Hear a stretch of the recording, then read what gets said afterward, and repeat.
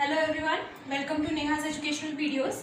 Today we are going to see some new concepts of our second chapter, that is basic chemical calculations. Okay, let's start with the concepts. First one is partial pressure PA. Okay, PA equals to XA into P. Here XA is the mole fraction of any A component and P is the total pressure. Okay, this is very important formula to find out the value of partial pressure, okay, in your solution or in your mixture, right? Second one is, this is average molecular weight. Average molecular weight equals to summation of xi into mi, where I equals to 1 to n. Okay, this means if you are having a binary solution or a binary mixture, right, and you want to calculate the average molecular weight of the solution or the mixture, right, so you will write like m average, that is average molecular weight, equals to x1 m1 plus x2 m2. Okay, if you are having three components in your solution or your mixture, 1, 2 and 3, so m average will be equal to x1 m1 plus x2 m2 plus x3 m3. Similarly this will go on, okay, according to your components. Next one is rho. Rho equals to pm upon RT. We already know rho is density, right? We already know one of the formulas of density, that is mass upon volume, right? This is an alternative formula, okay?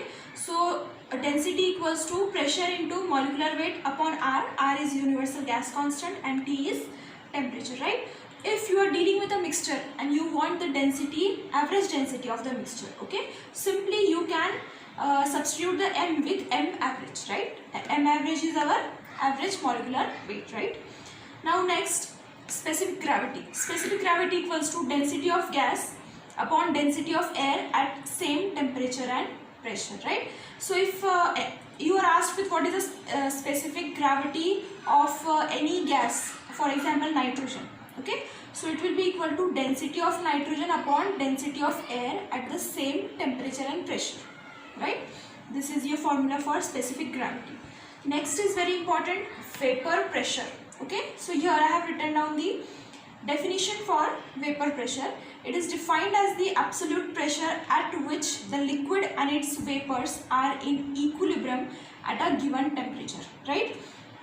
So if you are having a component A, okay, so if it is in liquid phase and vapor phase, okay, and if liquid and vapor phase of A component are staying in equilibrium with each other, then we can say that the pressure is known as vapor pressure. Okay, vapor pressure is always related to a liquid, not to gas. If you want to say something about a gas, then the term that you are using, it should be partial pressure. If you are dealing with a liquid, then the term you are using is vapor pressure. Okay, so always you have a partial pressure for a gas and a vapor pressure for a liquid. Okay, next one is Raoult's law. This is very important law. Raoult's law states that at a given temperature, the partial pressure of a component A of a solution in vapor is equal to product of mole fraction of A in solution and vapor pressure of A. Okay, so here we are going to find out the partial pressure of a gas. I told you, remember, partial pressure of A. Okay, for example, A is a gas. Okay, A is in solution as well, liquid also and vapor also. Liquid and vapor of A are in equilibrium with each other. Now here, if you want to find out the partial pressure of A, okay, it will be equal to the mole fraction of A in the solution, okay, means in the liquid phase, into the vapor pressure, okay, vapor pressure of liquid, right? So this is PA equals to PA naught, this is vapor pressure of A in liquid, into XA, this is in solution, mole fraction of A in solution, right? Next is Henry's law. Henry's law states that the mole fraction of a solute gas dissolved in a liquid is directly proportional to equilibrium partial pressure of solute gas above liquid surface. Okay, so Henry's law states that it directly compares the relation between partial pressure and the mole fraction of A, right? So PA, that is partial pressure of A, okay, it is equal to mole fraction of A into, this is some constant, this is Henry's constant, okay, HA, and this is valid only when XA, that is mole fraction of A, tends to 0, which is equal to 0, nearly equal to 0, means it is a dilute solution of A.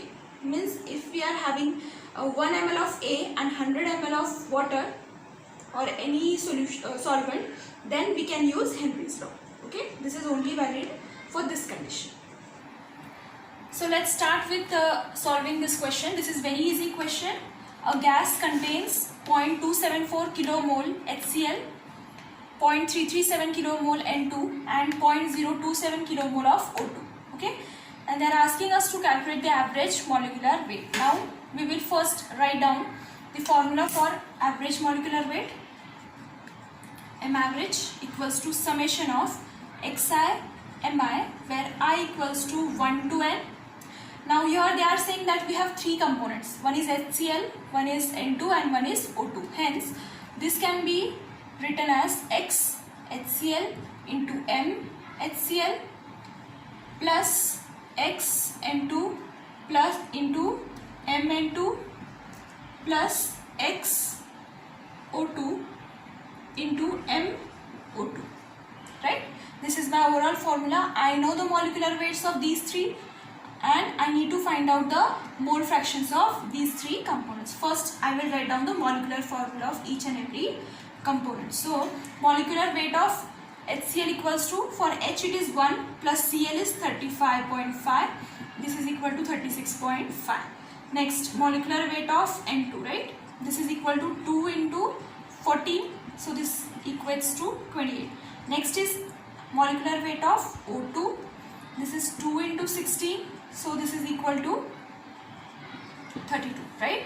Now we need to find out the mole fraction for each and every component. So let's start with HCl.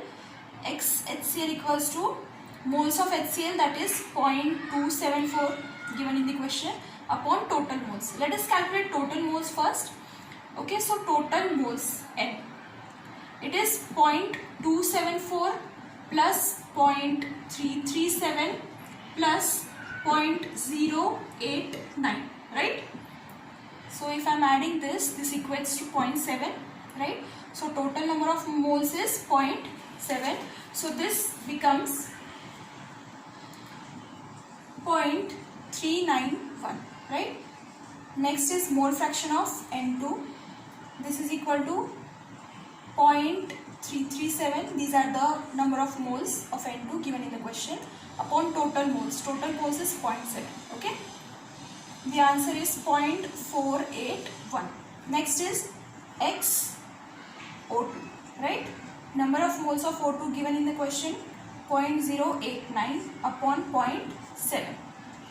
My answer becomes 0.127, right? Now I just need to put all the values in our equation and get the answer, right? So I can write M average equals to X HCl is 0.391. Better I write it. Okay, let it be. 0.391 into M HCl is 36.5 plus next is XN2, which is 0.481. So 0.481 into 28 plus 0.127 into 32, right? So this equates to 31.8, right? This is my answer. So our next question is a little bit tricky. A mixture of N2 and CO2 at 298 Kelvin and 101.325 kilopascal has average molecular weight 31. What is the partial pressure of nitrogen, right? So here they are given, we are given with the average molecular weight and the temperature and pressure conditions, and they are asking the partial pressure of nitrogen. Okay, so let us start with writing the expression for average molecular weight, right? M average equals to, here we have two components, so I can write MN2 into XN2 plus MCO2 into XCO2, right? Two components, so this will be my formula for average molecular weight. Now I need to know I don't know what is Xn2, XCO2, but I do know what is molecular weight of N2 and molecular weight of CO2, okay? And also I know the average molecular weight, okay? So I will substitute all the values. So 31 equals to Mn2 is 28, we all know, into Xn2 plus CO2 it is 44 into XCO2. This is my first equation, right? But I have two unknowns in my equation, right? For solving this, for Xn2 and XCO2, I need to have two equations. First is this equation. Can you think of any other equation so that I have two equations, two unknowns, and I can simply solve both the equations simultaneously? Okay, I'll tell you. I have already told you that the summation of the mole fraction, that is x1 plus x2 plus x3, if you have three components, then the summation of the mole fraction is always equal to 1. If you have binary solution, x1 plus x2 equals to 1, right? Means the summation of the mole fraction is always equal to 1. Okay, this can be our next equation, right?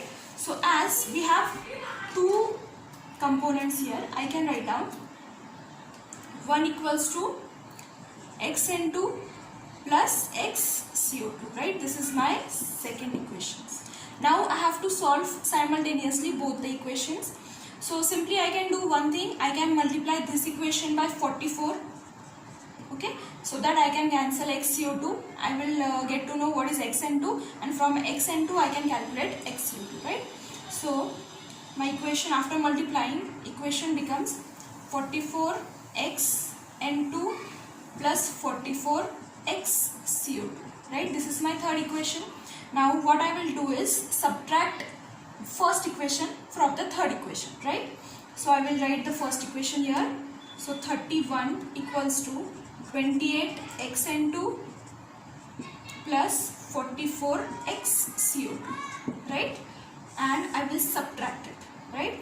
So this becomes 13 equals to, this becomes 16, I guess, 16 Xn2, and after minus this cuts down. So I get Xn2 equals to 0.8125, right? So I have got Xn2. They are asking me the partial pressure of nitrogen. In the starting of this lecture only, I have told you partial pressure Pn2 equals to Xn2 into total pressure, right? So I have Xn2, it is mole fraction of nitrogen 0.8125 into total pressure is given as 101.325, right? My answer becomes 82.33